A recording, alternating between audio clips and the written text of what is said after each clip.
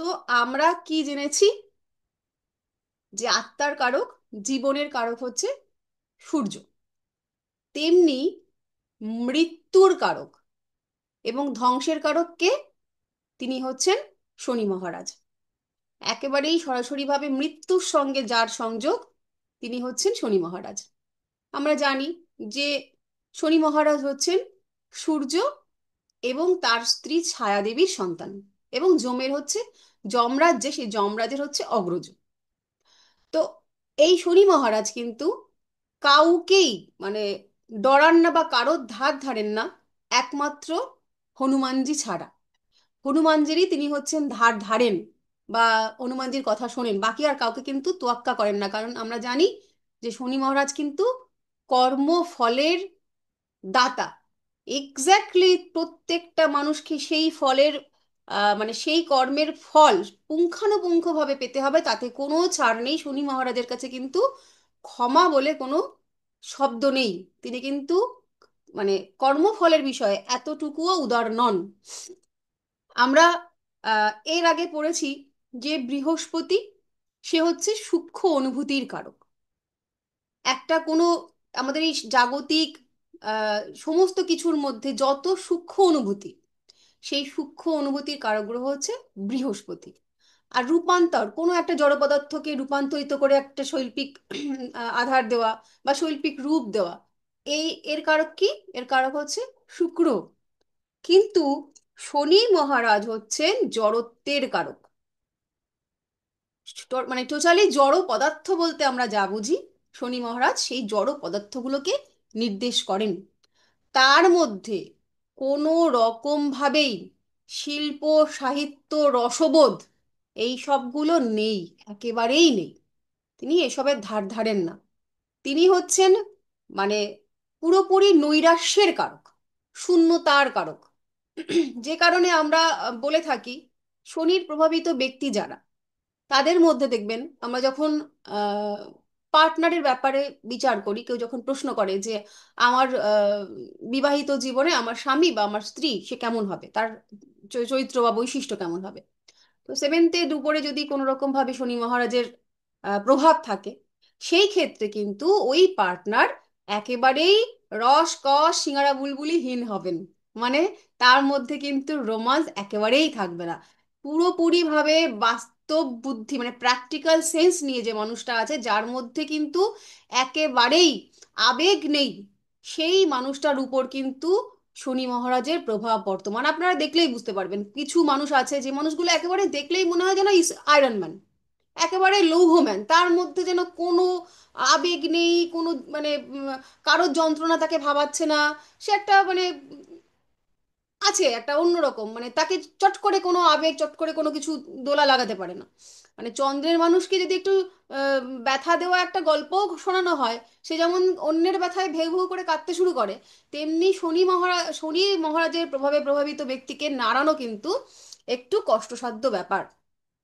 আর কি, আহ শনি মহারাজ হচ্ছে স্থিরতার কারক, স্থবিরতার কারক। মানে যে এই যে কোনো একটা পার্টিকুলার জিনিস যে নিয়মে হয়ে এসেছে সেই রকম ভাবেই স্থির থাকবে, মানে নরণ চরণ পরিবর্তন এগুলো কিন্তু শনি মহারাজ একেবারেই পছন্দ করেন না। যেমন মঙ্গলের ক্ষেত্রে আমরা কি পড়েছিলাম, মঙ্গলের ক্ষেত্রে আমরা পড়েছিলাম সে হচ্ছে পরিবর্তনের কারক, প্রতিবাদের কারক, সে হচ্ছে নতুন কিছু ভেঙে চুরে তৈরি করে দেবে।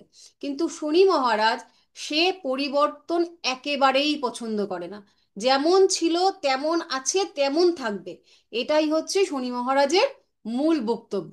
মানে আমাদের সমাজের ক্ষেত্রে দেখতে পাই না যে একটা নির্দিষ্ট রুল, সেই রুলটা চলেই আসছে চলেই আসছে চলেই আসছে। আমাদের পরিবারের মধ্যেও দেখতে পারবো যে এমন একজন মানুষ আছেন, সে হচ্ছে একেবারে ডট টু টাইম, বা সে হচ্ছে নিয়মের ক্ষেত্রে একেবারেই বাধা।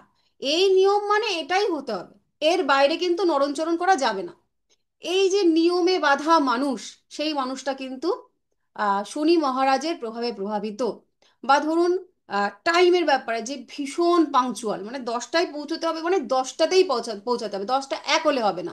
এই যে নীতি আর আদর্শে একেবারে স্থির, নীতি নীতি হবে, আদর্শ হবে, এবং তার মধ্যে হচ্ছে বাস্তব বুদ্ধি। এই তিনটের কম্বিনেশন কিন্তু শনি মহারাজ প্রভাবিত ব্যক্তির মধ্যে দেখতে পাওয়া যায়। আর কি, যে সমস্ত ক্ষেত্রে আমরা দেখতে পাই যে আমাদের এই ধরুন রাষ্ট্রের ক্ষেত্রেও যে সমস্ত রাজনৈতিক নেতারা, আহ, প্রধানমন্ত্রী, মুখ্যমন্ত্রী যারাই হোক না কেন, তারা একটা নির্দিষ্ট আইনের মধ্যে দেশকে বেঁধে রাখতে চেয়েছেন, বা নির্দিষ্ট একটা আইনের মাধ্যমে রাজ্যকে বেঁধে রাখতে চেয়েছেন। কিছু পরিবর্তন, মানে পরিবর্তন নয়, যে প্রথা ছিল ওই প্রথাই থাকবে, এই প্রথার পুনঃস্থাপন। এটাও কিন্তু এই এই ধরনের যাদের মনোবৃত্তি, সেই সকল মানুষও কিন্তু শনি মহারাজের প্রভাবে প্রভাবিত। তাহলে আমরা কি জানলাম? শনি মহারাজ হচ্ছে মৃত্যুর কারক, নৈরাশ্যের কারক, একাকিত্বের কারক, না মানে স্থিরতার কারক, স্থবিরতার কারক, জড়ত্বের কারক এবং পরিবর্তনহীনতার কারক। সে পরিবর্তন পছন্দ করে না। আর কি, আর দেখা যাচ্ছে আহ শনি মহারাজ, শনি মহারাজ সবসময় একলা নিজে কিছু করতে পছন্দ করে, মানে আমি কিছু একা করব এই মতবাদে সে হচ্ছে বিশ্বাসী নয়। শনি মহারাজকে মালবাহী যে পশু, মালবাহী বা ভারবাহী যে পশু, তার সঙ্গে তুলনা করা হয়, বা তার কারকত্ব তাকে দেওয়া হয়েছে, শনি মহারাজকে দেওয়া হয়েছে। কারণ শনি মহারাজকে, শনি মহারাজের যে বৈশিষ্ট্য, সেই বৈশিষ্ট্যটা হচ্ছে ভৃত্য সুলভ।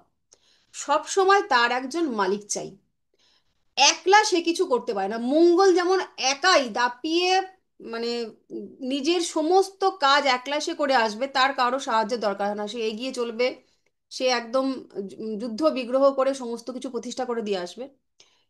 শনি মহারাজ কিন্তু স্বাধীনতা প্রিয় নন, স্বাধীনতার বরং মানে বিপরীত ধর্মী মনোবৃত্তির পরিচায়ক।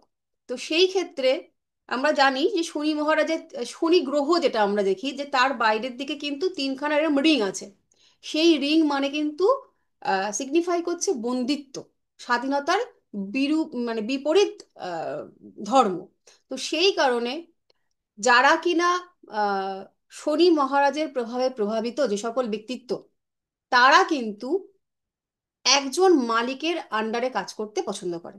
মানে এরা মূলত ব্যবসা করতে চায় না, এরা করবে চাকরি, এবং এরা সবসময় কোনো মালিকের আন্ডারে থাকবে, বা তাকে পরিচালনা করার জন্য সবসময় একজন অভিভাবকের দরকার, সে একলা কিছু করতে পারে না।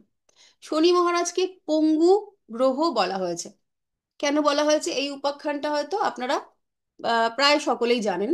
যে আমরা জানি যে প্রত্যেকটা গ্রহ আমাদের ভাব চার্টের 11 নম্বর যে ভাব, সেই 11 নম্বর ভাবে প্রত্যেকটা গ্রহ হচ্ছে ভালো ফল দেয়, সুফল দেয়। কারণ 11 নম্বর ঘর হচ্ছে আমাদের ইচ্ছা পূর্তির ঘর। তো রাবণের যখন পুত্র সন্তান হলো, তার যে জন্মকুণ্ডলী, রাবণ নখানা গ্রহকেই মানে করায়ত্ত করে ফেলেছিল।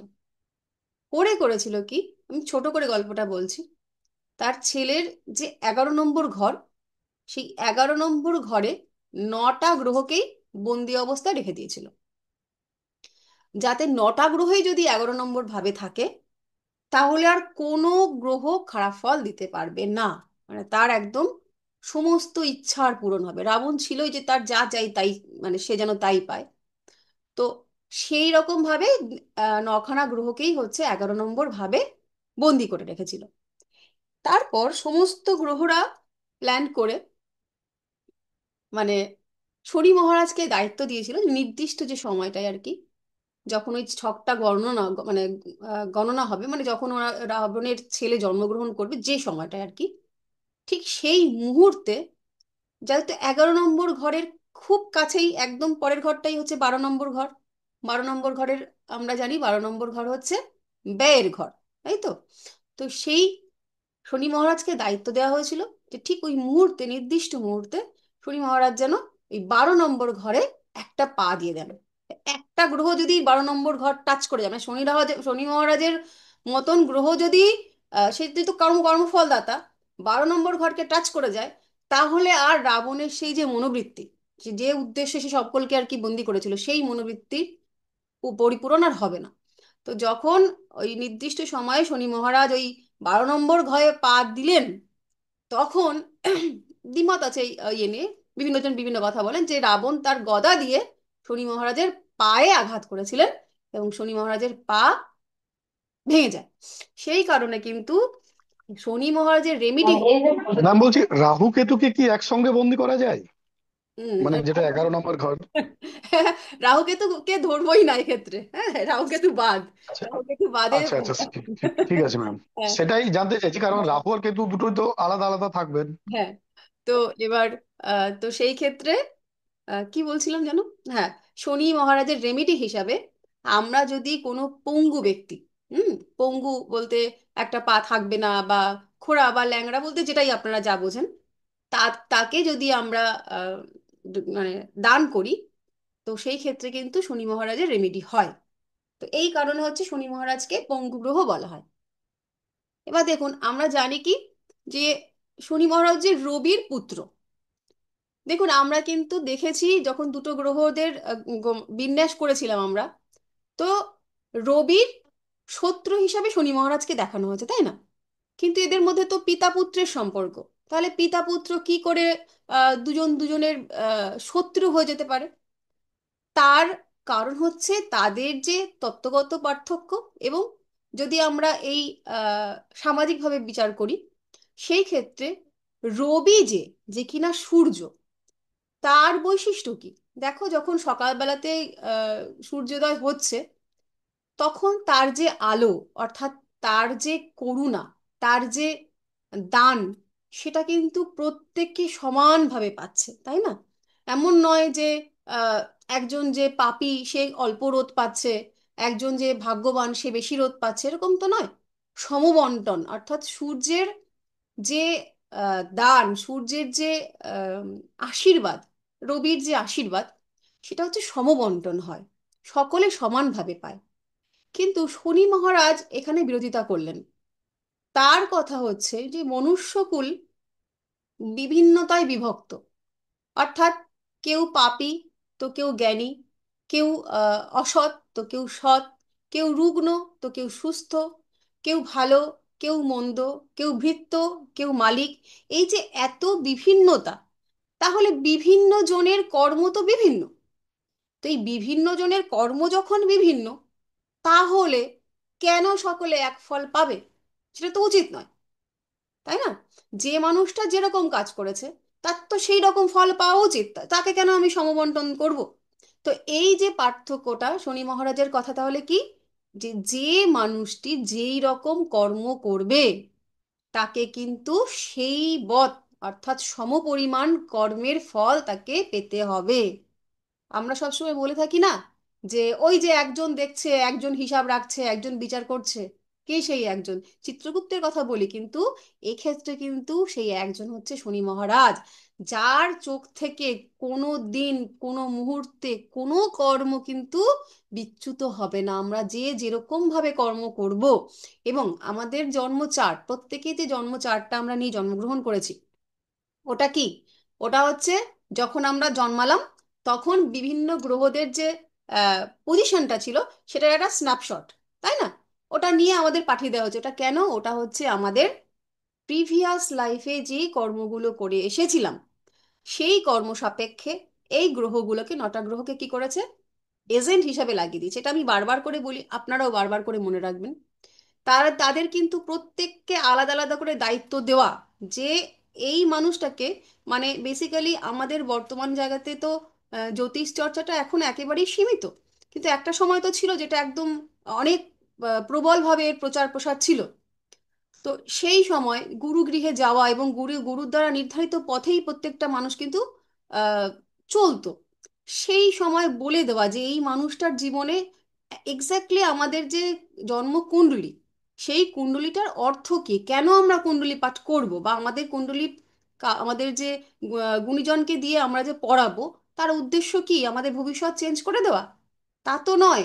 আমার এই যে আগের জন্মে বা আগের একাধিক জন্মে আমি যে যে কর্ম করেছিলাম, সেটা ভালো কর্ম কিংবা খারাপ কর্ম, সেই কর্ম সাপেক্ষে আমি যে কর্ম ফলটা নিয়ে জন্মগ্রহণ করেছি, তার মধ্যে হিডেন ভাবে প্লেসমেন্ট করে রয়েছে, মানে প্লেসমেন্টের মাধ্যমে হিডেন ভাবে রয়েছে আমাদের অ্যালাইন, মানে কর্মের অ্যালাইন, আমরা কিভাবে এই জন্মে কোন কর্মটাকে করে আমাদের এই পথটাকে ঠিকঠাকভাবে নিয়ে যাব। ভুল করলেই কিন্তু ওই এজেন্টরা খবর দিয়ে দেবে এবং সঙ্গে সঙ্গে আমাদের পানিশমেন্ট লেখা হয়ে যাবে টক টক টক টক করে, তার কিছুটা এই জন্মে পাবো, আবার কিছুটা সঞ্চিত হয়ে পরের জীবনে চলে যাবে।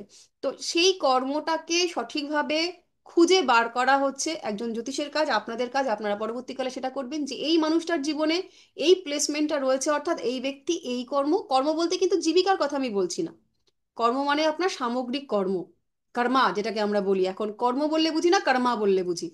তো সেই কর্ম কিন্তু যদি ভুল হয়ে যায়, যদি এতটুকু অন্যায় করে ফেলি, সেই অন্যায়টা কিন্তু ছাড় পাবো না শনি মহারাজের কাছে বিন্দু মাত্র। এবার এইখানে আবার দুষ্টু দুষ্টু প্রশ্ন করবেন না, ম্যাডাম মশা মারলে মারলে তো পাপ হয়, তাহলে কি সেই পাপটাও করব না? আপনি জানেন পাপ অর্থ কি? যে কাজটা করে আপনার নিজের ভেতরে আত্মদহন হয়, যেটা করে আপনার নিজের অনুশোচনা হয়। কিছু পাপীর হয় না, সেটা একেবারেই পাপী, তার কথা বলবো না, তারা পুরোই রাহু প্রবণিত ব্যক্তি, সাধারণ মানুষ। সেটাই পাপ, যেটা যেটা করে তার নিজের মধ্যে অনুশোচনা হয়, সেই পাপটার করার পরে তার ফল তো পেতেই হবে। তো এবার শনি মহারাজের, সূর্য থেকে শনি মহারাজের দূরত্বটা লিখে নিন। 88,06,00,000 মাইল দূরে সূর্য থেকে শনি মহারাজের দূরত্ব। পৃথিবী থেকে শনির ওজন কম, আর বৃহস্পতির থেকে শনির যে আয়তন সেটা ছোট।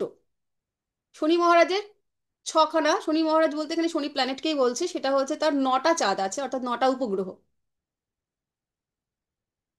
এবার কারকত্বগুলো আমরা লিখে নেব। মনের মধ্যে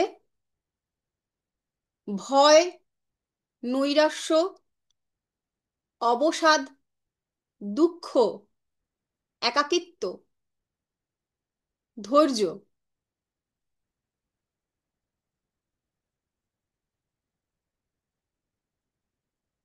একটানা পরিশ্রম করার ক্ষমতা, তার জন্য যত লেবার শ্রেণীর মানুষ আছেন তাদেরকে কিন্তু শনি মহারাজের প্রভাবে প্রভাবিত বলে ধরা হয়।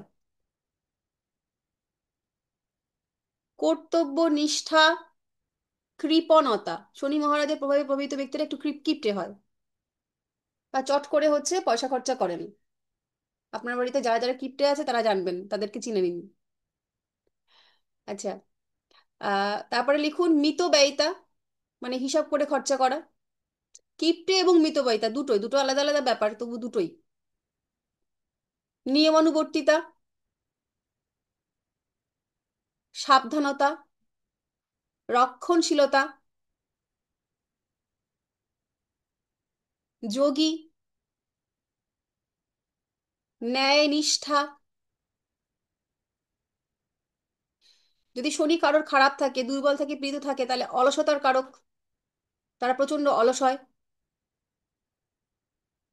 শনি জাতক জাতিকা কাজে ফাঁকি দেওয়া একদম পছন্দ করে না, এটা একদম পানিশেবল অফেন্স, মানে কাজে ফাঁকি দেওয়া, কর্তব্যে অবহেলা করা, এটা শনি মহারাজ মোটেই আর কি আহ, মানেন না, মেনে নেন না। শনি মহারাজকে প্ল্যানেট অফ ড্রাইনেস বলে, শুষ্কতার কারক গ্রহ।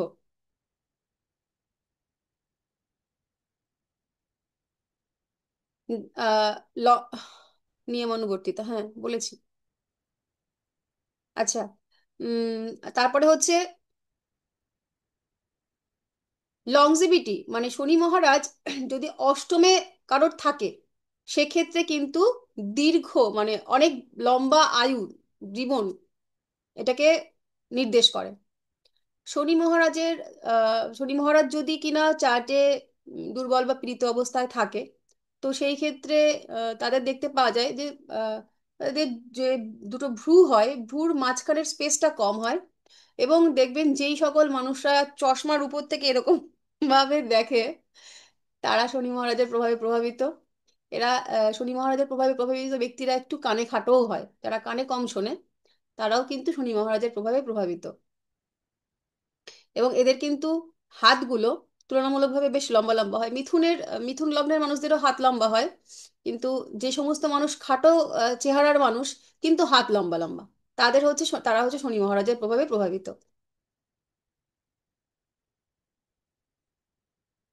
আচ্ছা, আহ, একটা জিনিস দেখবেন, আমরা লেট লতিফ বলে থাকি। যে মানুষগুলো, ইস, একটুর জন্য ট্রেনটা চলে গেল, তারা পৌঁছায় ট্রেন চলে যায়, তারা পৌঁছায় বাস ছেড়ে দেয়, এই ধরনের যে মানুষগুলো, তারা কিন্তু, তাদের চার্টে শনি মহারাজের নেগেটিভ প্রভাব রয়েছে। আর কাদের মধ্যে নেগেটিভ প্রভাব রয়েছে, এটা আপনাদের প্রত্যেকের বাড়িতে একজনকে করে পাবেন এটা। সেটা হচ্ছে, যদি বলেন কিছু একটা তাকে করতে, একটু পরে, সকাল 8টায় যে কাজটা করার কথা, সেটা সে ঘষে ঘষে ঘষে 10টা 45-এ করবে। এই একটু পরে মানে যাদের কিনা 18 মাসে বছর, তারাও কিন্তু শনি মহারাজের নেগেটিভ প্রভাবে প্রভাবান্বিত। ঠিক আছে? এই যাদের শনি মহারাজ নেগেটিভ থাকবে, তাদের কিন্তু সময়বোধ, আহ, ন্যায় নিষ্ঠা ইত্যাদিগুলো একটু ঘেটে যাবে। আর যাদের স্ট্রং থাকবে, তারা কিন্তু একদম পাংচুয়াল হবে। ঠিক আছে? এবার রোগগুলো লিখে নিই।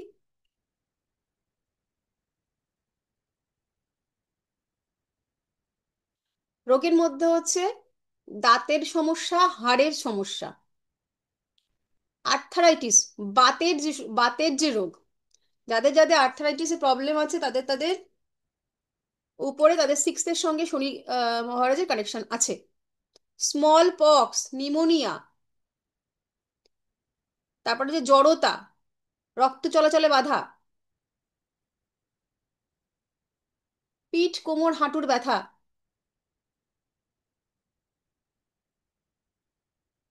ইউরিক অ্যাসিডের সমস্যা।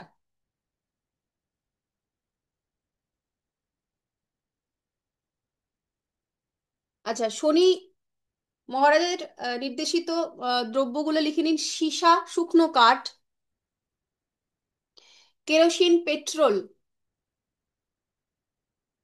কয়লা, লোহা। খাবারের মধ্যে পড়বে কালো জিরে, গোলমরিচ,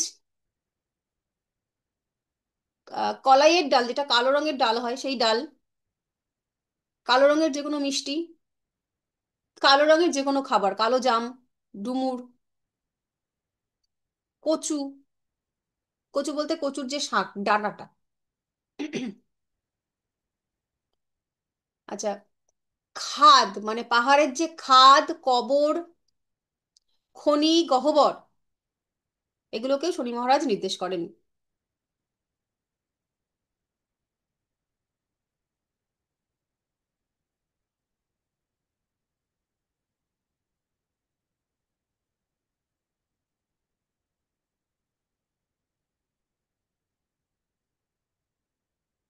না, শনি মহারাজকে শান্ত করার জন্য আপনারা করবেন হচ্ছে দক্ষিণাকালীর আরাধনা।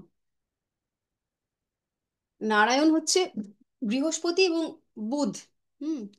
পিচ, সর্ষের তেল। হ্যাঁ।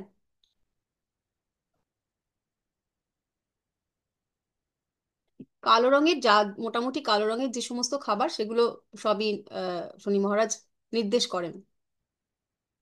আর হচ্ছে জালক, মানে যখন আগুনটা জ্বলে যাচ্ছে, আগুনটা জ্বললো, সেটা হচ্ছে মঙ্গল হয়ে গেল, কিন্তু আগুনটাকে জ্বলতে যে সাহায্য করলো, যে জ্বালানি, সেটা কিন্তু শনি মহারাজ। যেমন এই পেট্রোল, কেরোসিন, আমরা শুকনো কাঠ ইত্যাদি ধরলাম।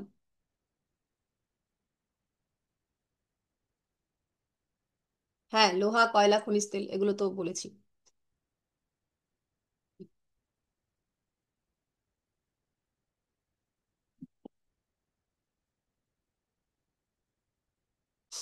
ঠিক আছে। আচ্ছা, কালো রং, শনি মহারাজের জন্য নীল এবং কালো রং, এবং রত্ন হিসাবে আহ, নীলা, উপরত্ন হচ্ছে এমিথিস্ট।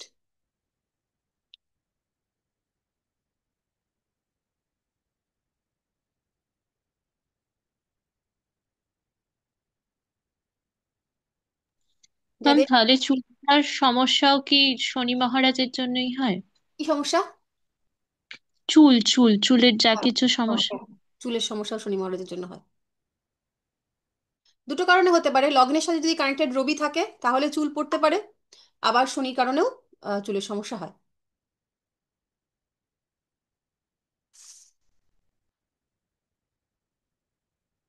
হলো? এই পর্যন্ত সবার হয়ে গেছে? আচ্ছা। এরপরে আমরা আলোচনা করব হচ্ছে রাহুকে নিয়ে। রাহু এবং কেতু, এ দুটো আমরা প্রথমেই বলেছি এ দুটো হচ্ছে ছায়া গ্রহ, এ দুটো কিন্তু সরাসরি গ্রহ নয়, তাই জন্য এদের কোনো আকার নেই। রাহুকে বলা হয়েছে অতৃপ্তির নায়ক গ্রহ। আমাদের মনুষ্য জীবনে যেখানে যেখানে অতৃপ্তি আছে, সেই সমস্ত অতৃপ্তির কারক গ্রহ হচ্ছে রাহু। অর্থাৎ আমাদের যে জন্মচার্টে 12খানা যে ভাব পেয়েছি আমরা, প্রত্যেকের জীবনে প্রত্যেকের চার্টে রাহু কোথাও না কোথাও বসে আছে। যেখানে যেখানে রাহু বসে থাকবে, সেই সমস্ত মানে সেই ভাবের যে কারকত্ব, আমরা জানি প্রত্যেকটা ভাবের কারকত্ব, সেই কারকত্ব নিয়ে ওই জাতক বা জাতিকার ওই ভাবজনিত কিন্তু অস্থিরতা অতৃপ্তি থাকবে। মানে ধরো 7th হাউসে রাহু রয়েছে, তাহলে বিবাহিত জীবনে অতৃপ্তি, সুখের নয়। ঠিক যেমন চেয়েছিলাম মানুষটা তেমন নয়, ঠিক এই রকম না, যদি ওই রকম হতো, আমি আসলে এরকমই চাইনি। এই যে অতৃপ্তি, হয়তো বাকি সমস্ত কিছু ভরে দিয়েছে, মানে পার্টনারের হয়তো অর্থনৈতিক দিক ভালো, হয়তো সামাজিক পরিস্থিতি ভালো, হয়তো বংশমর্যাদা ভালো, সবই ভালো, এবং বাইরের থেকে দেখে মানুষটা অতীব ভদ্রও, কিন্তু আমি সুখী না। আসলে আমি মানুষটাকে যেরকম চেয়েছিলাম এই মানুষটা সেরকম নয়। এই যে অতৃপ্তি, 7th হাউসের রাহু কিন্তু সেই অতৃপ্তি দিয়ে থাকে। এবং শুধুমাত্র এটা তো একটা এক্সাম্পল দিলাম, যখন যে ভাবে থাকবে রাহু কিন্তু সেই ভাবের অতৃপ্তি সৃষ্টি করে দেবে।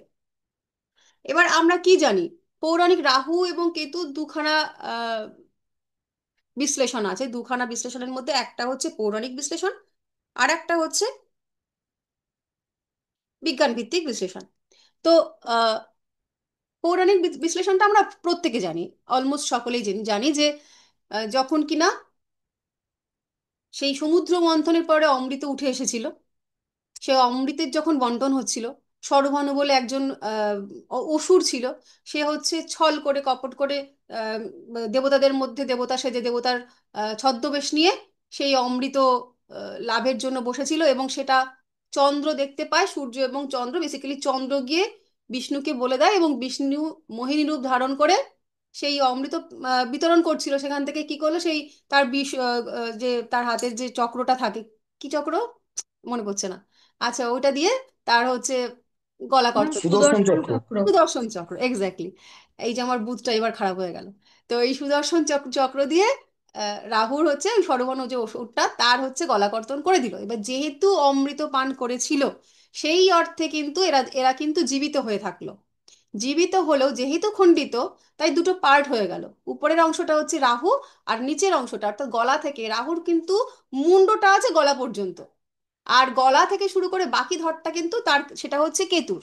তো এই কারণে যেহেতু রাহু একটা অসুরের একটা বড় সড়ো অসুরের সেই হাতে অসুর তো কিনা খায়, মানে অসুরের তো খোরাক অনেক, এবং সে প্রচুর পরিমাণে খাচ্ছে, প্রচুর প্রচুর তার চাহিদা। কিন্তু যেহেতু গলা এই পর্যন্ত, তার তো ধর নেই, তাই গলা থেকে কিন্তু সেটা আবার বেরিয়ে যাচ্ছে, ফলে তার কিন্তু তৃপ্তিই হচ্ছে না। মানে আমরা খাওয়ার পরে যেটা যখন পাকস্থলিতে গিয়ে পৌঁছায়, সেই যে একটা ফিলিংস, একটা জল খাওয়ার পরে একটা সেই ফিলিংসটা তো রাহুর কখনোই হয় না, কারণ তার তো পেট পর্যন্তই পৌঁছাচ্ছে না। সেই কারণে রাহুর মধ্যে কিন্তু আকাঙ্ক্ষা প্রবল, ইচ্ছে প্রবল, আরো চাই আরো চাই আরো চাই এবং আরো চাই। এই যে পৌরাণিক গল্পটার মাধ্যমে আমরা জ্যোতিষিক মানে সত্যটাকে একটা রূপক হিসাবে আর কি তুলে ধরলাম। বেসিক্যালি কি, বেসিক্যালি হচ্ছে এটা রাহু এবং কেতু, এটা মূলত হচ্ছে আমাদের মানে আমাদের যে শরীরটার একটা আভ্যন্তরীণ শরীর এবং একটা বহির্মুখী শরীর। সেটা কিরকম, আমাদের আভ্যন্তরীণ যে শরীর, সেটার মধ্যে সেখানে কিন্তু দেবতার বাস। কিন্তু আমাদের যে বহির শরীর, অর্থাৎ আমাদের এই যে পঞ্চ ইন্দ্রিয়ের যে সংমিশ্রণ, সেটা কিন্তু আহ আসুরিক, সেটা কিন্তু রাহু দ্বারা কন্ট্রোলিত। তো সেইটার যে পঞ্চ ইন্দ্রিয়ের যে অনুভব বা পঞ্চ ইন্দ্রিয়ের যে সুখ, সেটা যদি নিয়ন্ত্রিত থাকে, ঠিক আছে। কিন্তু যখনই অনিয়ন্ত্রিত হয়ে যায়, পঞ্চ ইন্দ্রিয়ের সুখটা যখনই অনিয়ন্ত্রিত হয়ে যায়, তখনই কিন্তু সেটা অসুরের রূপ ধারণ করে, আসুরিক রূপ ধারণ করে। তো সেই জন্য বাইরের যে এই যে আমাদের পঞ্চ মানে পাঁচটা যে আহ, ইন্দ্রিয়, পঞ্চ ইন্দ্রিয়ের যে অনুভূতি, সেই অনুভূতির প্রকাশকে বা অনুভূতির যে স্পর্শকে, তার কারক গ্রহ কিন্তু রাহুকে ধরা হয়েছে। এই ক্ষেত্রে আমরা একটুখানি একটা ছবি দেখে নেব। এটা গেল পৌরাণিক কাহিনী। এবার এই দুটোই আমাদেরকে বুঝতে হবে। দেখুন, আমরা বলেছি যে রাহু কেতুর কোনো আকার হয় না, ওটা হচ্ছে একটা ছায়াগ্রহ, ওটা একটা একটা বিন্দু।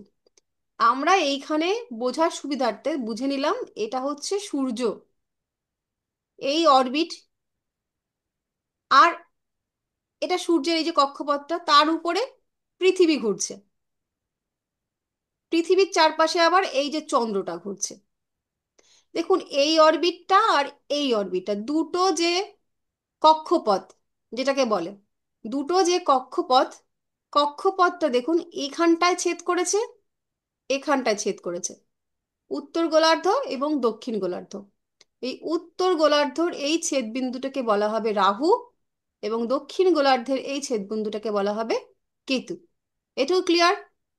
তার মানে সূর্যকে কেন্দ্র করে পৃথিবী যে কক্ষপথে ঘুরছে, সেই কক্ষপথের সঙ্গে পৃথিবীকে কেন্দ্র করে চাঁদ যে কক্ষপথে ঘুরছে, এই পৃথিবীর কক্ষপথ এবং চন্দ্রের কক্ষপথ যে দুটি বিন্দুতে ছেদ করছে, সেই দুটি ছেদ বিন্দুকে বলা হয় রাহু এবং কেতু।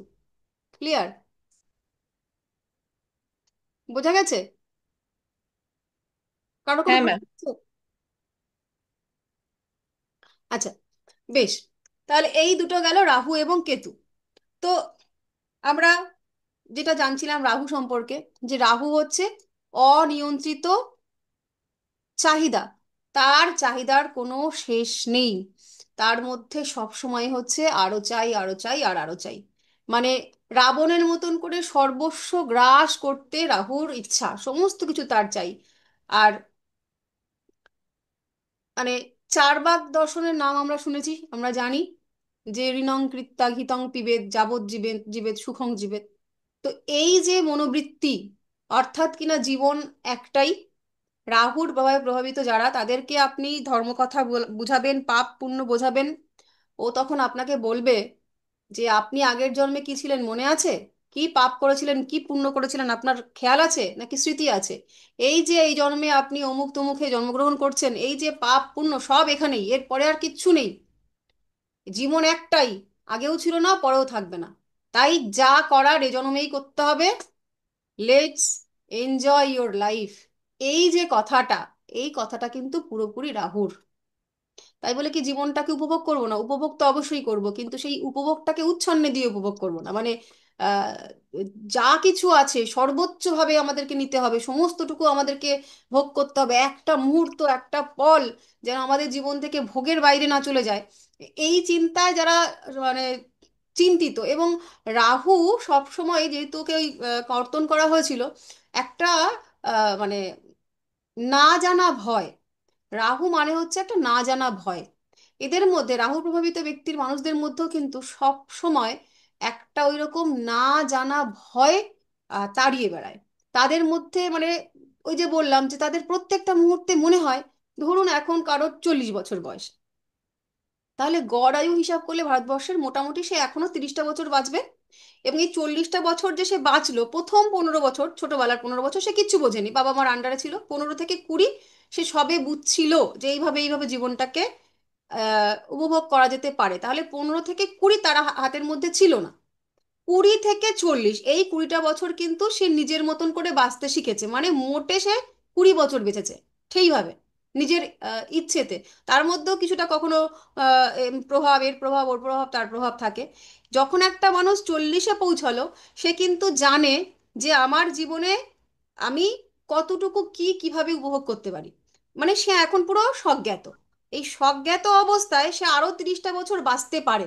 তার মানে প্রত্যেকটা দিন অনেক বেশি মূল্যবান, সে তার কাছে এখনো অনেকটা সময় আছে, সে কিন্তু এখনো অনেক কিছু করতে পারে।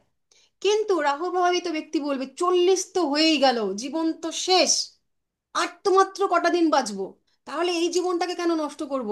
মানে এই যে 30টা বছর এখনো আমরা বাঁচতে পারি, যদি আমাদের কারোর আনন্যাচারাল ডেথ না হয়ে যায়, তাহলে এই 30 বছরটা মানে একটা বড় সড়ো স্প্যান। অনেক কিছু করে ফেলতে পারি, হ্যাঁ। শারীরিক কিছু ব্যথা বেদনা অসুস্থতা এগুলো আসবে, কিন্তু তবুও একটা বড় সড়ো সময় আমাদের সজ্ঞাত অবস্থায় রয়েছে। আমরা সেটা ভাবতেই পারবো না যদি কিনা রাহু প্রভাবিত ব্যক্তি হই। তার কাছে যৌবন শেষ হয়ে যাচ্ছে, 40-এ পৌঁছে গেছো মানে তোমার জীবনে আর কিচ্ছু নেই। মানে কিচ্ছু নেই মানে কি, খুব অল্প সময় আছে তোমার লাইফটাকে এনজয় করার জন্য। তো এই 40 থেকে 50-55-এর মধ্যে যা আছে পৃথিবীতে গোগ্রাসে খাও, চরম চরম চরম আর কি, ভোগ করো, ভোগে নিমজ্জিত হয়ে থাকো। এই যে ভাবের, এই যে দৃষ্টিভঙ্গির যে মানুষগুলো, তারা কিন্তু পুরোপুরি ভাবে রাহু কেন্দ্রিক, বা রাহুর প্রভাব এদের উপর কিন্তু চরম।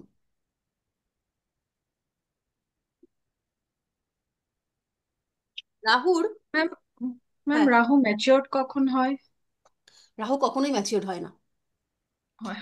না, রাহুর প্রভাবে যারা রয়েছে, তুমি দেখবে, মানে এগুলো কোনো আহ, মানে ইয়ে নয়, মানে এই সমস্ত টপিকগুলো, মানে আমি যেটা এখন বলতে চলেছি, মানুষের সৌন্দর্য, মানুষের রুচি, যার যার তার তার, এটার তো কোনো আলাদা রকম ভাবে বিচার বিশ্লেষণ হয় না। তো দেখবে একজন হয়তো, আহ, আমরা বাঙালি, ভারতবর্ষের বাঙালিরা আমাদের জীবনযাপনকে যেরকম ভাবে দেখতে পছন্দ করি বা দেখে অভ্যস্ত, তাহলে 50-55 বছর হয়ে গেলে আমরা পুরুষদেরকেও একটা নির্দিষ্ট জীবনযাত্রায় দেখতে অভ্যস্ত, এবং স্ত্রী যারা আছেন তাদেরও একটা নির্দিষ্ট জীবনযাত্রায় আমরা দেখতে অভ্যস্ত। কিন্তু যদি রাহু প্রভাবিত ব্যক্তি হন, তারা দেখবে ওই বয়সটাতে গিয়েও একটা প্রচণ্ড উদ্দামতা, প্রচণ্ড উচ্ছলতা, প্রচণ্ড মানে উম, যা কিছু, একটা 25-30 বছরের যুবককেও হার মানিয়ে দেয় তাদের তীব্রতা। তো যারা রাহু প্রভাবিত ব্যক্তি, তারা ওই 60-এ গিয়েও ডিস্কোতে নাচবে। আর যারা রাহু প্রভাবিত আহ, মহীয়সী যারা, তারাও ওই 60-এ গিয়ে টপ স্কার্ট পরে ধূম্রপান করে পার্টিতে নাচবে।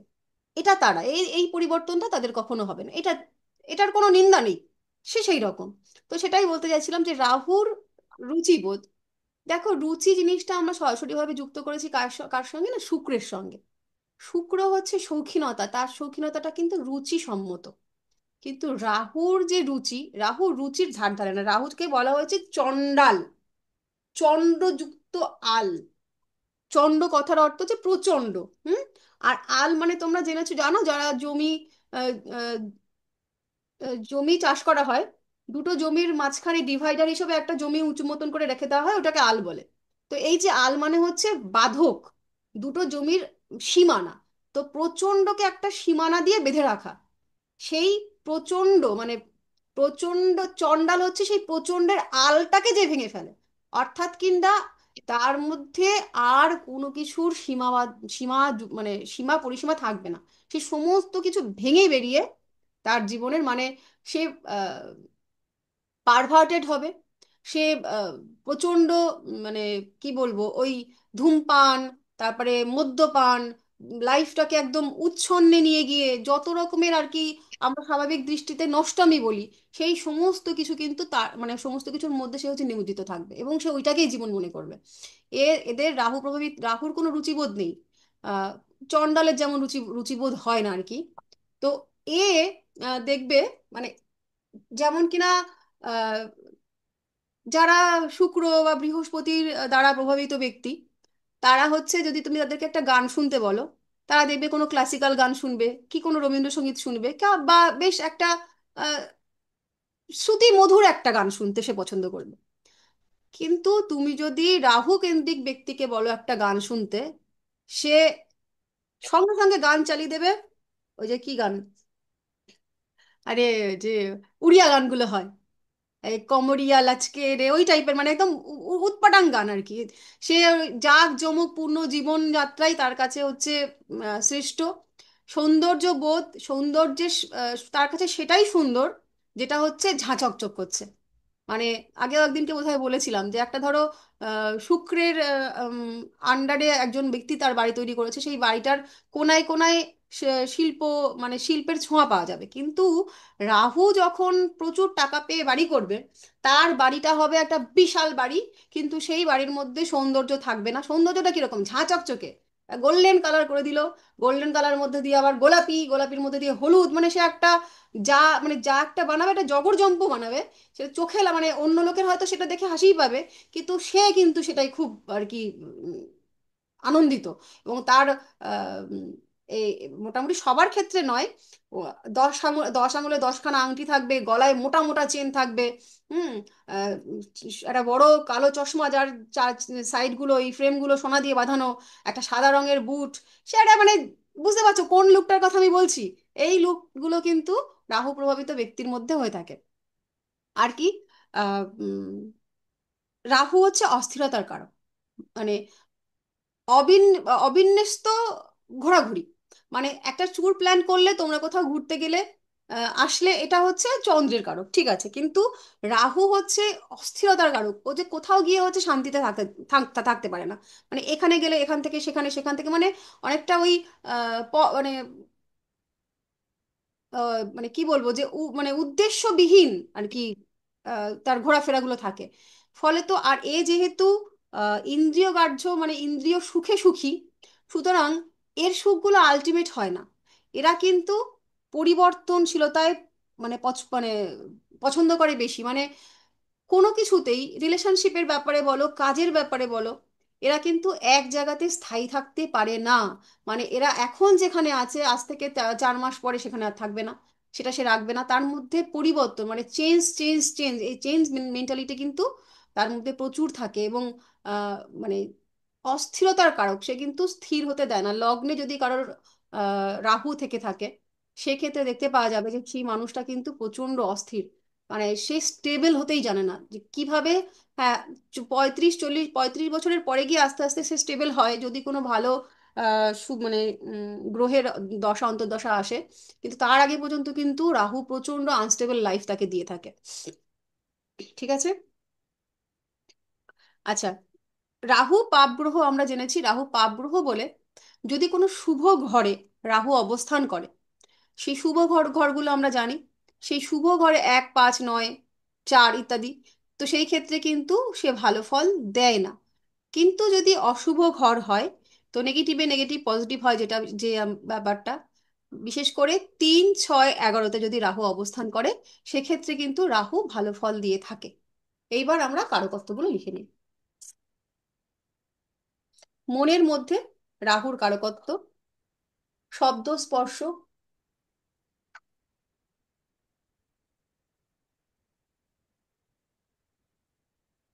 রস, গন্ধ, প্রত্যক্ষ অনুভূতি, অর্থাৎ তাকে টাচ করে অনুভবটা নিতে হবে। চন্দ্র শুক্র যেমন কল্পনাতেও সুখী হয়ে যেতে পারে, মানে একটা কবিতা পাঠ করলো বা একটা উপন্যাস পাঠ করলো, একটা সিনেমা সে দেখলো, সে সুখী হয়ে গেল কল্পনায়। রাহু কিন্তু সেটা হবে না, তাকে ছুঁয়ে দেখতে হবে, তাকে স্পর্শ করতে হবে, তাকে সেই গন্ধটা মানে উপলব্ধি করতে হবে, তাকে ডিরেক্টলি করতে হবে এই জিনিসগুলো। তো এইগুলোর হচ্ছে প্রত্যক্ষ অনুভূতি রাহু। ভোগের বাসনা, প্রচন্ড ভোগের, মানে অনিয়ন্ত্রিত ভোগের বাসনা। রিপুর অধীনতা, রিপু বলতে ষড়রিপু আমরা জানি, সেই ষড়রিপুর অধীন থাকবে এরা। এবং প্রেমের ক্ষেত্রে আমরা আগেও বলেছি যে প্রেমের ক্ষেত্রে শুক্রের যে প্রেমটা, সেই প্রেমটা কিন্তু নৈসর্গিক শুভ প্রেম।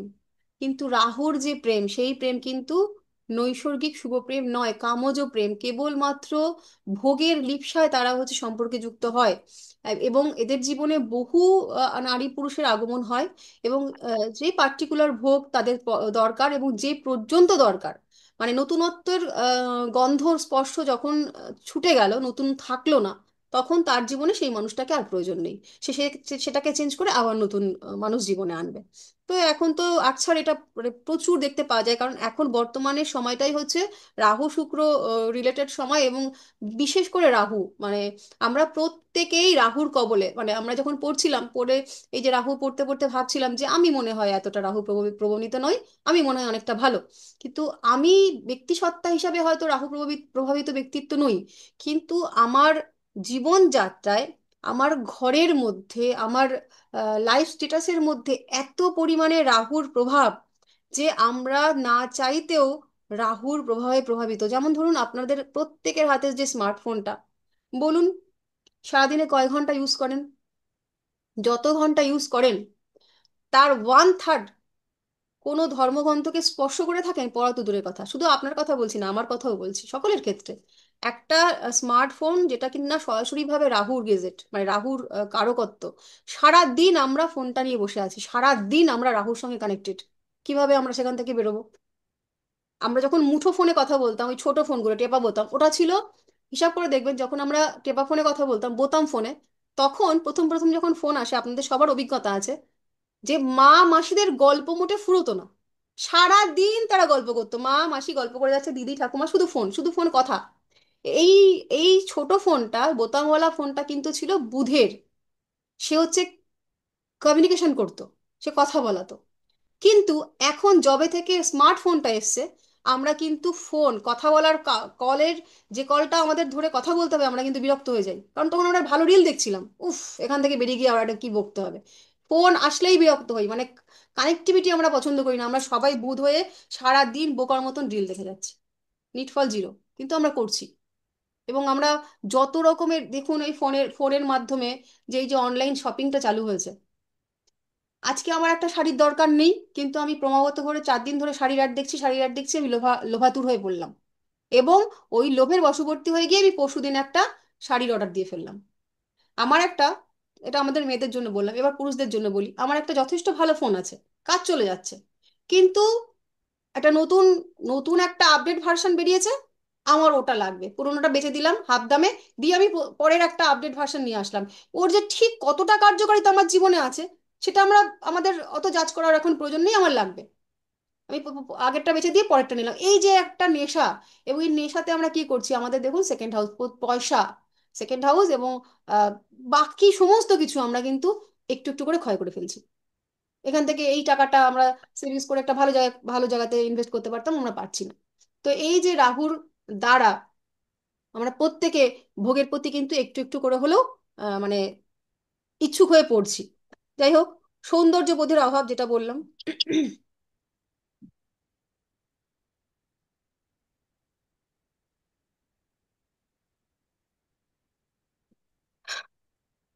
লজ্জাহীন, আত্মসর্বস্ব,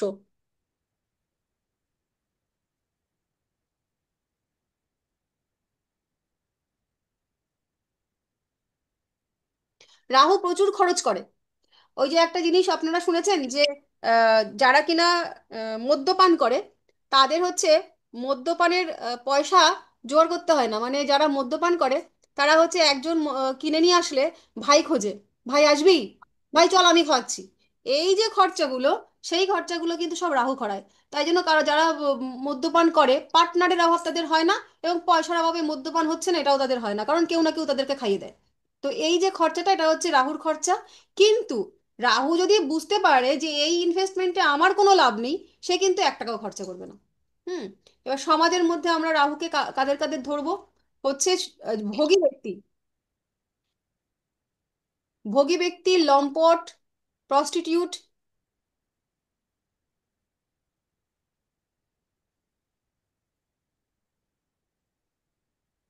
কুৎসিত, জঘন্য, যাদেরকে দেখলে এই কথাগুলো মনে হয় যে কুৎসিত জঘন্য সেই মানুষগুলো।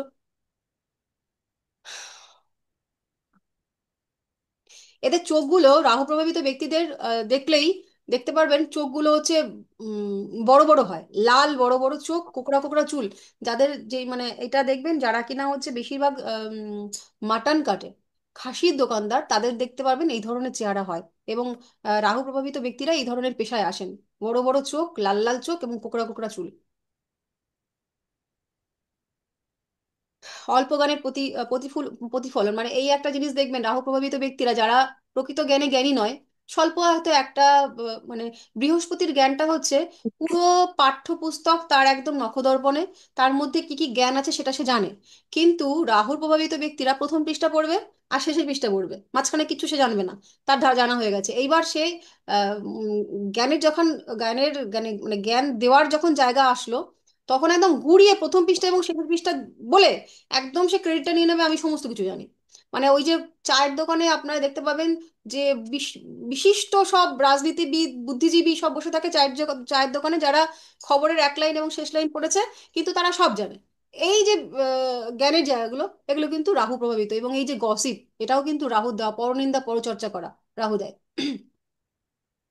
তারপরে হামবড়াই ভাব এদের মধ্যে থাকে। অবৈধ যে কোনো অবৈধ কাজ, অবৈধ রিলেশনশিপ, মানে পরকীয়া, এটাও রাহুর জন্য হয়।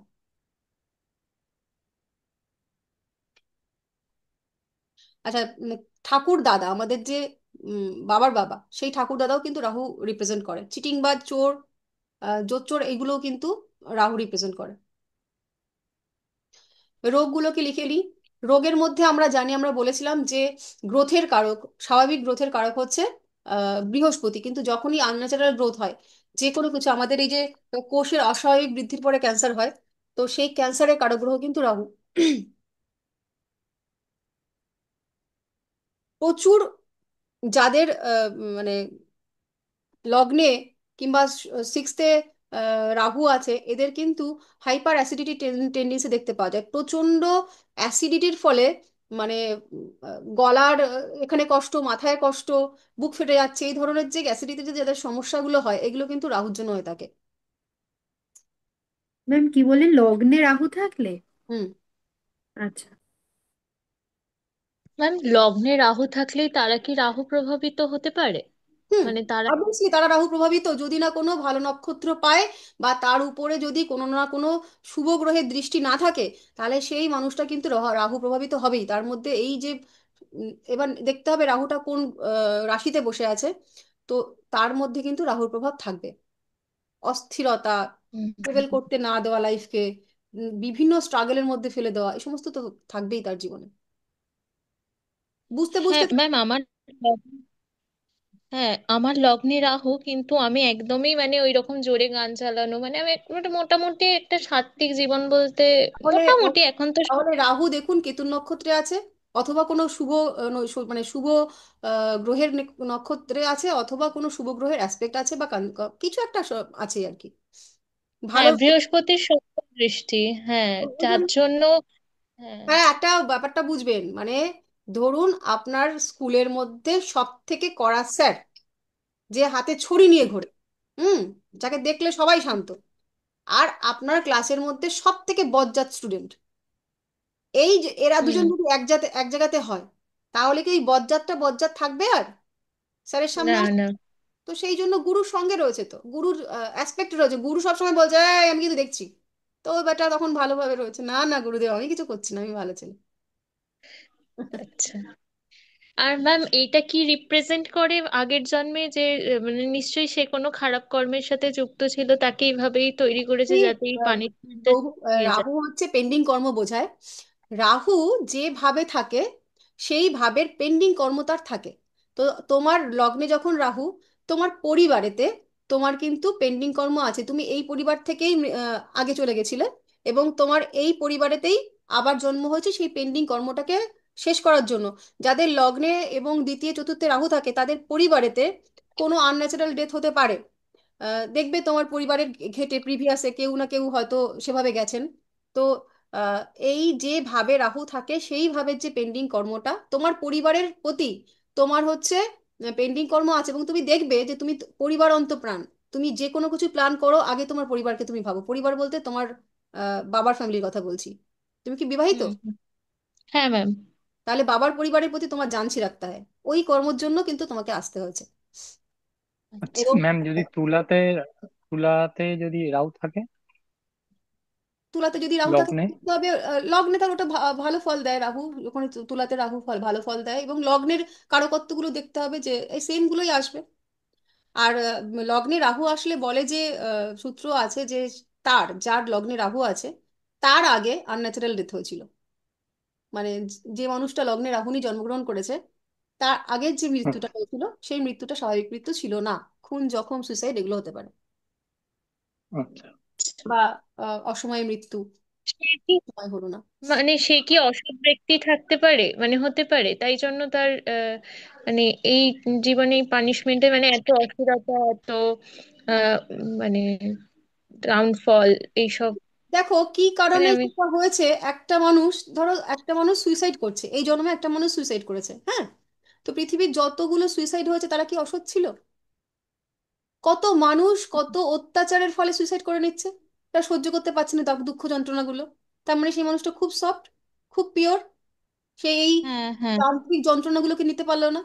কিন্তু তার তো ওইভাবে নিজেকে নিয়ে শেষ করে দেওয়ার কথা ছিল না, তার তো অনেকটা আয়ু ছিল, সে তো নিজেকে স্পয়েল করলো। সেই স্পয়েলের যে একটা মানে পাপের ফল, এটা পাপ, মহাপাপ আত্মঘাত হওয়া, তাহলে সেই ফলটা তো তাকে একদম। পেতে হবে। তাই জন্য তাকে জন্মগ্রহণ করতে হবে লগ্নে রাহু। সে যেহেতু লগ্নটাকেই নষ্ট করেছিল আগের জন্মে, সেই লগ্নে রাহু দিয়ে তাকে কিন্তু সেই কর্ম মানে জীবন ভর তাকে অস্থিরতা, মানসিক কষ্ট, স্থিরতা না হওয়া, কি অতৃপ্তির মধ্যে দিয়ে একটা জীবনযাপন করা, সেই ফলটা দেবে রাহু। একদম। হুম। Thank you ma'am. হুম। এবং যদি ভালো কিছু কর্ম থাকে, যেমন তোমার বৃহস্পতির দৃষ্টি আছে, সুতরাং তোমাকে খানিকটা হলেও বাঁচিয়ে দিল। কিন্তু বৃহস্পতির দৃষ্টি না থাকলে লাইফটা তো আরো অনেক কষ্টের হতো, অনেক যন্ত্রণার মধ্যে দিয়ে তোমাকে যেতে হতো। তার মধ্যেও একদম। যাওনি তা নয়, গেছো তো বটেই, কিন্তু রাহু কিছু নিশ্চয়। দিয়েছে। হুম। হ্যাঁ, মানে আমার মধ্যে ওই লাউড গান মানে জ্ঞানটা মানে বৃহস্পতি আছে বলে আমি সব জায়গা থেকে আর কি হ্যাঁ হ্যাঁ, বেছে যাই একদম মানে একদম professional একদম, কাজে। একেবারেই তাই। আচ্ছা, তো ওই কি যেন বলছিলাম, বদহজম, ব্রণ, তারপরে হঠাৎ মাথা ঘুরে যাওয়া, এগুলো রাহুর জন্য হয়ে থাকে। যত রকম নিষিদ্ধ খাবার, স্পাইসি ফুড, তারপরে জাঙ্ক ফুড, মদ্যপান, আম, তারা খুব ঘন ঘন থামস আপ খেয়ে নেয়, ওই যে কি বলে কোল্ড ড্রিঙ্কস, এই সমস্ত খাওয়া, এইগুলো সব কিন্তু আহ, রাহুর কারক করতে পারে। তার মধ্যে খুব কিছু মানুষ আছে দেখবে, খুব মাংস খেতে ভালোবাসে, খুব খুব মাংস খেতে ভালোবাসে, মানে সপ্তাহের 4 দিন 5 দিন সে মাংস খেতে ভালোবাসে। এই খাবারটা কিন্তু রাহু প্রভাবিত খাবার, খাওয়া যাবে না এত বেশি মাংস। তাহলে কিন্তু রাহু তার একেবারে উম, যেভাবে সে রাহু ব্যক্তি চার্টে বসে আছে, সেই চার্টটার কিন্তু 12টা বাজিয়ে দেবে, আরো মানে অ্যাক্টিভলি ফল দেবে। হলো, চট করে আমরা একটু কেতুকে শেষ করতে পারবো? যে মনে হয় আর কেতু শেষ করতে পারবো না, কেতুটা পরের দিনই করতে হবে, টাইম শেষ। আর কারো কোনো প্রশ্ন থাকলে বলো, রাহু দিয়ে ম্যাম শেষ। বলছি, শনি দেবের ধরুন যেমন সাড়ে সাতির একটা প্রভাব আপনি একদিন বলছিলেন, হ্যাঁ, তেমন বলে যে মহাদশা আসে, এটা কি ভালো মন্দ কিভাবে বলা যায়? এই দশা অন্তর্দশাটা পুরোই নাক্ষত্রিক একটা বিচার, হ্যাঁ। আর ও। সব সময় মনে রাখতে হবে, শনি হোক, মঙ্গল হোক, রবি হোক, এরা নৈসর্গিক অশুভ গ্রহ, হ্যাঁ। কিন্তু আমরা প্রথমেই শুনেছি যে কোনো গ্রহই শুভ নয়, কোনো গ্রহই অশুভ নয়, লগ্ন সাপেক্ষে শুভ শুভ, ঠিক। মানে হচ্ছে হুম। প্রত্যেকটা গ্রহই আমাদের প্ল্যানেটের, মানে আমাদের যে 12টি ভাব আছে, সেই ভাবের তো একটা কারকত্ব রুল করছে। মনে করো শনি তোমার যদি লগ্নপতি হয়, কারোর যদি মকর লগ্ন হয়, কুম্ভ লগ্ন হয়, তার ক্ষেত্রে তো শনি খারাপ নয়, তার ক্ষেত্রে শনি ভালো ফল দেবে। কারো যদি 4th লর্ড হয়, 5th লর্ড হয়, 9th লর্ড হয়, সেটা তার জন্য তো শনি মহারাজ খারাপ ফল দেবে না। কিন্তু কি, যেহেতু শনি মহারাজের যে কারকত্বটা আছে, সেই কারকত্বের কিছু ফল থাকবে। তথাপি সে যে ভাব, শুভ ভাব যদি হয়, শুভ ভাবপতি যদি হয়, শুভ ভাবপতি ফল দেবে। এইবার দেখতে হবে এই শনি মহারাজ কোন নক্ষত্রকে কানেক্ট করে আছে, সেই যে নক্ষত্রকে কানেক্ট করেছে সেই নক্ষত্রের অধিপতি গ্রহ কে, সেই গ্রহটি আবার কোন কোন ভাবকে কানেক্ট করে বসে আছে। তো যখন দশা অন্তর্দশা আসবে, দশাটা আসবে, অন্তর্দশাটা আসবে, তখন ওই নাক্ষত্রিক বিচারটা করে আমাদের দেখতে হবে যে এই যে দশাটা, এটা শুভ কি অশুভ। ওইটা হচ্ছে আরেকটু বড় হয়ে পড়াশুনো। হুম। ও, ম্যাম, আচ্ছা। ম্যাম, ম্যাম একটা প্রশ্ন করেছিলাম। হ্যাঁ। তো বৃহস্পতির রাশি, মানে রাশিপতি বৃহস্পতি, আর লগ্ন হচ্ছে শুক্রের, হুম। আর বুধ নিজ ঘরে উচ্চস্থ হয়ে আছে। তো এরকম জাতক কি জ্যোতিষবিদ্যায় ভালো, আহ, জ্যোতিষ, মানে ভালো বিদ্যা জ্যোতিষ লাভ করতে ভালো, পারে? জ্যোতিষ হওয়ার অনেকগুলো কম্বিনেশন হবে। বুধ উচ্চস্থ হলে জ্যোতিষ ভালো হতে পারে, কিন্তু তার সঙ্গে দেখতে হবে অষ্টম ভাবটা আছে, লগ্ন ভাবটা কেমন আছে। হ্যাঁ, লগ্ন কি বসে আছে বলছো? অষ্টমে বৃহস্পতি বসে আছে। অষ্টমী বৃহস্পতি, বৃহস্পতি কোন লর্ড, মানে কোন ভাবের মালিক? বৃহস্পতি নবম, দ্বাদশ। নবম আর দ্বাদশ। আচ্ছা, দ্বাদশ দ্বাদশ অষ্টম কানেক্ট করেছে। আর একটা কি বললে, বুধ উচ্চস্থ, তাই তো? বুধ উচ্চস্থ। নবমপতি দ্বাদশে দ্বাদশে গেছে, নবম। হ্যাঁ, ভালো ভালো, খারাপ নয়। দ্বাদশ মানে দ্বাদশপতি আর অষ্টমপতি কানেকশন হয়েছে। নবম যেহেতু অষ্টমে গেছে, বাবাকে নিয়ে দুশ্চিন্তা, গুরুকে নিয়ে দুশ্চিন্তা, ভুল গুরুর সংযোগ হতে পারে জীবনে, গুরু সিলেকশনে ভুল আসতে পারে, এগুলো কিছু থাকবে। কিন্তু ভাগ্যের কিছু সৌভাগ্য, মানে ভাগ্যের জোরে তুমি তোমার অষ্টমকে কানেক্ট করতে পারো, অর্থাৎ এই যে জ্যোতিষ জগৎ, এই জ্যোতিষ জগতে এসে যেহেতু নবমপতি অষ্টমে বসে সরাসরি সেকেন্ড হাউসকে দেখছে, মানে তোমার ইনকামের জায়গাটা দেখছে, তো সেটা আবার তোমার জ্যোতিষ থেকে ইনকামের জায়গাটাও মানে ভাগ্য রিলেট করবে, ভাগ্যের সহায়তা তুমি পাবে। ঠিক আছে। ম্যাম একটা প্রশ্ন ছিল, হুম। যে এই যে মোক্ষ লাভ, হুম। মোক্ষ লাভের যে ব্যাপারটা আছে, হুম। এই এই চার্টটা কিরকম টাইপের হওয়া দরকার মোক্ষ লাভের মোক্ষ চার্ট? লাভটা তো তত সাধারণ জিনিস না, মোক্ষ কি আগে সেটা বুঝতে হবে। কি বোঝো মোক্ষ বলতে, আমায় বোঝাও। মোক্ষ বলতে এটাই বুঝি যে এই যে সৃষ্টিতত্ত্ব, আহ, মানে পরম পরম ব্রহ্ম চেয়েছিলেন যে আমি এক, আমি বহু হব, এবং আমরা যে আত্মা, পরমাত্মার অংশ, আমি আবার সেই পরমাত্মার মানে সামান্য জলবিন্দু আমি আবার সমুদ্রে ফেরত যেতে চাইছি, হুম। নিজের যে আত্মসত্তা সেটা বিলীন করে দিতে চাইছি। এটা তো কিছুই না, হ্যাঁ, তাহলে এটা তো ভ্রম। এই যে মোক্ষ লাভ, সেই মোক্ষ লাভ করতে গেলে আহ, দুটো থেকে তিনটে স্টেপ তোমাকে অতিক্রম করতে হবে। একটা জিনিস জানবে, ভোগ কমপ্লিট না হলে ত্যাগ আসে না, ত্যাগ না আসলে তিতিক্ষা আসে না, তিতিক্ষা না আসলে মানুষের মোহ মুক্তি হয় না, মোহ মুক্তি না হলে মানুষের মোক্ষ লাভ হয় না। ক্লিয়ার? তো তুমি যখন মনুষ্যকুলে জন্মগ্রহণ করেছো, তোমার এই জীবনের কিন্তু কিছু দায় কর্তব্য আছে। তুমি কারোর সন্তান, কারোর ভাই, কারোর দাদা, কারোর প্রেমিক, কারোর স্বামী। যদি না তুমি সেই বন্ধনে যুক্ত হও, যুক্ত হয়েও যোগী হওয়া যায়। ধরো তুমি সংসার সন্ন্যাসী, সংসারে আছো তথাপি নেই, কেতুর যে ভূমিকা, সেটা করে তবে গিয়ে সমস্ত, তুমি সংসারের মধ্যে আছো তথাপি তুমি কোনোটার মানে আবদ্ধে নেই, মানে বন্ধনে নেই, সমস্ত বন্ধন থেকে মুক্ত একটা আত্মা। সেটা খুব কঠিন একটা যোগ, মানে এত সহজ নয়। কেউ একজন আধ্যাত্মিক হলো মানে সে তার যে মোক্ষ লাভ হবে এমন কিন্তু নয়। তবে 12th হাউসে কেতু মোক্ষ লাভের একটা সিগনিফিকেন্ট দেয়। ঠিক আছে। যাদের কিনা 12th-এ কেতু থাকে, তারা যদি সাধন ভজনে ব্রতী হতে পারে, তাহলে তাদের আত্মার মুক্তি হয়। ম্যাম, হুম। একটা জিনিস একটু বুঝতে পারিনি আগে ইয়েতে, সেটা হচ্ছে মঙ্গলের যে দৃষ্টিগুলো আপনি বলেছিলেন না, হুম। তার মধ্যে বলেছিলেন চতুর্থ দৃষ্টি হচ্ছে খুব হিংস্র। হুম। এই হিংস্র ব্যাপারটা কি যেভাবে পড়বে সেভাবে কারকত্বে যত হিংস্র হয়ে আমি উঠবে এই ব্যাপার?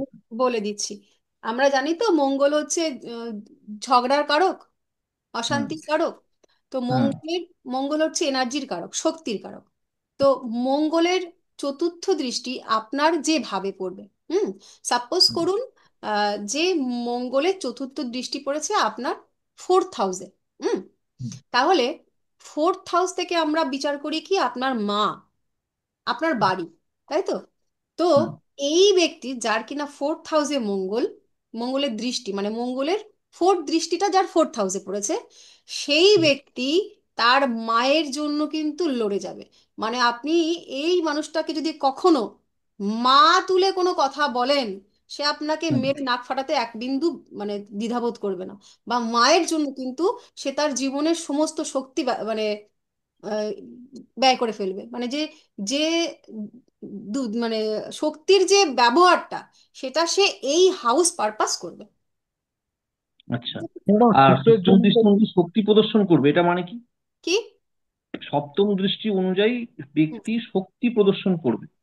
কাম ভাব, মানে হচ্ছে ধরুন কোনো একটা জায়গাতে আপনার 7th অ্যাসপেক্ট পড়েছে মঙ্গলের। তো সেই হুম। ভাব থেকে আপনার কিছু প্রাপ্তির জায়গা আছে, আপনি সেখান থেকে কিছু চান। তো সেইটা পাওয়ার জন্য যদি কোনো রকম বাধার উৎপত্তি হয়, সেখানে কিন্তু মঙ্গল তার শক্তিটা পুরোপুরি প্রয়োগ করবে, মানে সে ফোর্স করে হলো সেটা আর কি ওখান থেকে তুলে নিয়ে আসবে। Thank you. হুম। ম্যাডাম শুক্রের খাবার কি কি আছে বলবেন একটু, কি কি খেলে শুক্র আচ্ছা, যেটা শুক্র বেশি সুগন্ধি মিষ্টি খান, সুগন্ধি মিষ্টি সাদা জাতীয় খাবার খান। খাবার জাতীয় খাবার? ম্যাম, আর কিছু না? গন্ধযুক্ত মিষ্টি তো বৃহস্পতির বলেছিলেন। হ্যাঁ, সেটা বৃহস্পতি, সাদা মিষ্টি, হালকা স্মেল মানে আতরের গন্ধ, মিষ্টি গন্ধ, এগুলো শুক্রের খাবারের মধ্যেও পড়ে। আর ঘি খান, ঘি সকালবেলায় ঘুম থেকে উঠে খুব ভালো একটা টিপ, এটা হচ্ছে উষ্ণ গরম জল নিন। এখন শীতের জন্য আপনার স্কিনের জন্যও খুব ভালো হবে, আর খুব ভালো রেমিডি আপনাদের সকলের জন্যই বলছি। যাদের যাদের কিনা শুক্রকে স্ট্রং করার প্রয়োজন, সকালবেলায় হাফ কাপ জলের মধ্যে, উষ্ণ জলের মধ্যে 1 চামচ ঘি গুলে ওটা খেয়ে নিন, খুব ভালো রেমিডি। আর যারা খেতে পারবেন না, তারা গরম ভাতে প্রথমে 2-4 গাল ভাত ঘি দিয়ে খান, খুব ভালো রেমিডি শুক্রের জন্য ঘি। ম্যাম বলছি লগ্ন থেকে, মানে আমার লগ্ন হচ্ছে মিথুন, হ্যাঁ। এবার আম, ধরুন রাহু বসে আছে হচ্ছে সিংহের ঘরে, মানে 3 নাম্বার ঘরে, তাই তো? হুম, বলুন। মানে এখানে কি ফল দেবে ম্যাম, একটু বলতে পার্সোনাল চার্ট আলোচনা পারবেন? করবো। অন্য আজকে পড়াশোনা বিষয়ে কিছু আলোচনা থাকলে বলুন। প্রত্যেকে যদি পার্সোনাল চার্ট আচ্ছা ঠিক আলোচনা আছে, করতে ঠিক হয় আছে। তাহলে আমাদের ক্লাস ঘেটে যাবে, হ্যাঁ। ওটা করবো না আমরা। ম্যাম, হ্যাঁ। ম্যাম বলছি যে মানে আপনি বলছিলেন যে আপনি কি ওগুলো ঘর পড়াতে গিয়ে বলবেন, মানে ভাব পড়াতে গিয়ে বলবেন যে কোনটা কোনটা? মানে সেটা মানে পুনর্জন্মে কি রিপ্রেজেন্ট করে কিটা কিটা আবার বলুন, শুনিনি। যখন ভাব পড়ে? ভাব পড়িনি আমরা। ম্যাম বলছি যে না ম্যাম, ভাব ও, পড়ানো। ভাব পড়িনি তো, হ্যাঁ ম্যাম ভাব ভাব পড়ার সময়, পড়িনি। হ্যাঁ ভাব পড়ার সময় আমরা ডিটেলসে যাব, একদম ভাব তো পড়বো এরপরে। ভাব ম্যাম পড়ার বলছি শনির দৃষ্টিগুলো কোন ভাব পড়লাম না। কি হচ্ছে? শনির দৃষ্টিগুলো তো পড়লাম না। কার শনি যে দৃষ্টি? তিনটে শনি যে হ্যাঁ তিনটে দৃষ্টি। পড়েছি। পড়েছি পড়েছি, অবশ্যই হ্যাঁ, পড়েছি, আপনি পড়া হয়তো মিস হয়েছে। করে গেছেন, সকলের দৃষ্টি পড়েছি আমরা। আপনি একটু আপনাকে আপনি কে বলছেন, একটু ওকে শেয়ার করে দেবেন, আপনাদের যার কাছে নোটটা আছে ওকে একটু দিয়ে দেবেন, হ্যাঁ। ম্যাম, ঠিক আছে। হুম, বলুন বলুন। শনি রাহু কেতুর একটু যদি রেমেডি দেন। কি রেমিডি? সব কটা রেমিডি দিয়ে দিলাম তো। মানে শনি স্যার বলে না নালের আংটি পরাটা ভালো, ওটা কি ভালো আদৌ? তো ওগুলো হচ্ছে যখন আমরা রেমিডি পড়বো তখন আমরা করব। আর এখন রেমিডি হচ্ছে, শনি মহারাজের রেমিডি হচ্ছে হাতে 3 প্যাচ করে কালো কার্ড জড়াতে পারো, কালো মিষ্টি খেতে পারো, কালো মিষ্টি প্রদান করতে পারো, কালো কুকুরকে খাওয়াতে পারো, এগুলো রেমেডি। আর রাহু কেতুর জন্য, কেতুর জন্য কালো কুকুরকে খাওয়ানো, শনি মহারাজের জন্য যাদের পা খোড়া এরকম ব্যক্তিকে দান করা, কেতুর জন্য যাদের একটা চোখ কানা বা দুটো চোখ কানা, এরকম দুটো চোখ কানা বেসিক্যালি যারা চোখে দেখতে পায় না, তাদেরকে তুমি দান করতে পারো, কুকুরকে খাওয়াতে পারো। আচ্ছা, রাহুর জন্য মূলত বৃহস্পতিকে অ্যাক্টিভ করতে হবে, তো সেই জন্য গুরুদেরকে সেবা করা, তোমার যে গুরুদেব আছে তার যত্ন করা, হলুদ মিষ্টি হলুদ ফুল দিয়ে ভগবানকে পুজো করা, এগুলো করো। ঠিক আছে। ম্যাম আমি জেনে না জেনে হোক মানে সেটা উম, মানে ভগবানের ইচ্ছাতেই চুলটা ডোনেট করে দিয়েছে, সেটাও কি শনির রেমেডি, মানে সেটা খুব ভালো, এখন হ্যাঁ একদম পড়তে শুনি গিয়ে? কিন্তু দুজনেরই খুব ভালো রেমেডি, খুব ভালো। আচ্ছা, বাহ।